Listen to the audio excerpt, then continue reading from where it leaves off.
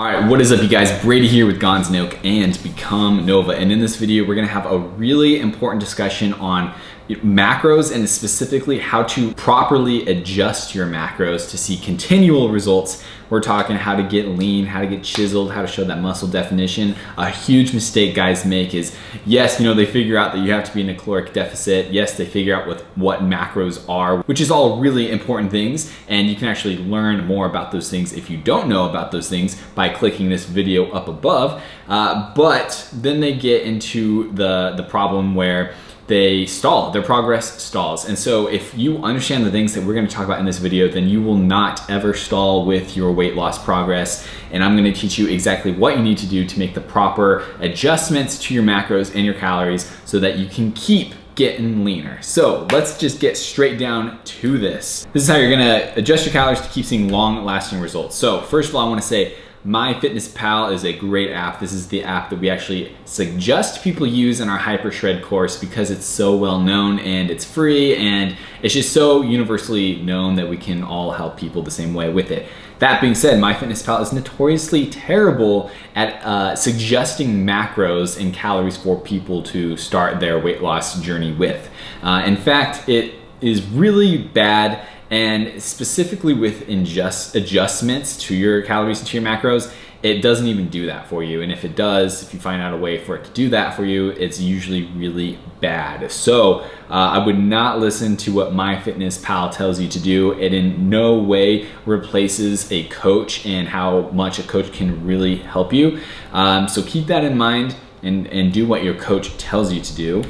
But when to make adjustments. So basically, you want to make these adjustments when the scale weight or your physical appearance has halted or slowed down to an undesirable rate. Now, this means that if you're trying to lose 2 pounds a week and you slow down to ½ a pound a week, that might be a good time to adjust.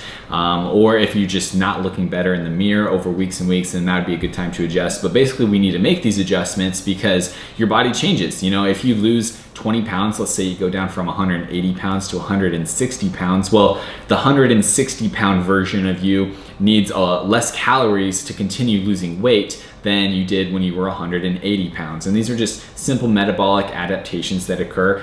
You weigh less now, so you need less calories.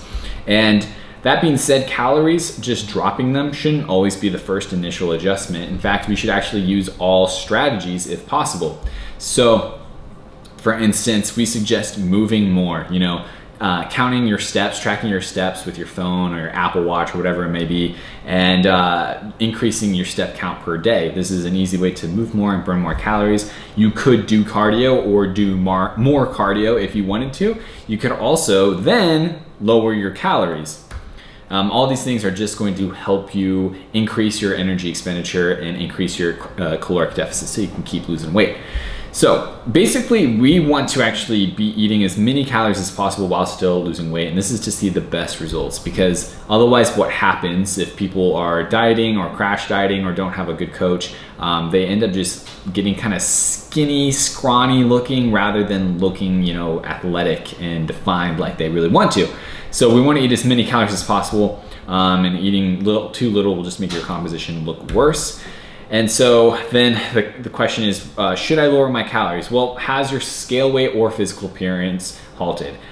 Do you have a dieting timeline or a due date? Obviously, if you have like a photo shoot or a wedding, or you're going to the beach with your friends in 2 months, then obviously you have a due date of when you need to look a certain way, and you should be more aggressive with your calorie adjustments. Could you justify it in any other way why your weight maybe hasn't gone down? Maybe you're stressed out, or you are eating high sodium meals right before bed every single night, so when you weigh yourself in the morning, you're holding so much water that your scale weight isn't dropping. Maybe do you even want to lower your calories? Because if you don't want to lower your calories, then I would look at those other options. But if you are ready to lower your calories, this is how you're going to do it properly. So first of all, I wouldn't lower them every single day. If you're following our system and what we preach, you should have higher calorie days for many reasons. We could go on about that in another video, but those days that you don't have the higher calorie days, those are the days that you should take away from and keep the high calorie days high.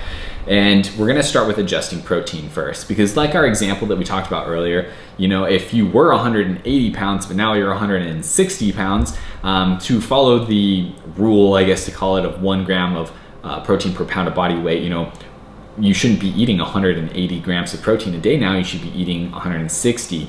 And that right there is 20 grams of protein, which is 80 calories. So by just adjusting your protein first to what you now weigh, you're gonna save calories that way too. Then you can decide between carbs and fats. I'm gonna tell you right now that carbs are the easiest to drop because our fats should be kept to a range of like 20 to 30% roughly, just for overall health. Fat being an essential macronutrient and carbs not being essential. That being said, if you prefer higher carbs and you don't really care about dropping your fats, then take those calories away from fats. So after you have decided between carbs and fats which one you want to lower, and you could lower them both, we would suggest lowering your calories around 100. Anything too drastic right here, yes, it's gonna work, but once again, we wanna keep our calories as high as possible because it's gonna help your composition look the best. So start with 100, and then comes the patience part, where you just need to be patient because it's gonna take time for you to be able to recognize the body adapting to these lower calories.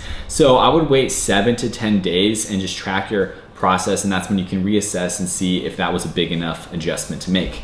Now, the mistake people make, like I said, is lowering too often or too aggressive, and then their diet just gets too hard. They wanna quit, and then they typically say something like, well, the diet didn't work, but I promise you it would have if you just stuck to it and did it right. So in the end, guys, that's really the video. I just want to invite you guys to let a coach do the work. So myself and Anthony, we have been coaching guys for years now, and this is basically what we do. We help them get on the right path the first time. We help you save time and effort, and we just help you do it right. We help you do it right from the beginning so that you don't have to, you know, spend years messing up and making all these mistakes. We can get you right the first time. So anyway, guys, hope you enjoyed this video, and if you learned something or if this video helped you in any way, make sure to go down below and like it and let us know in the comments. And as usual, we will see you in the next video. So peace out.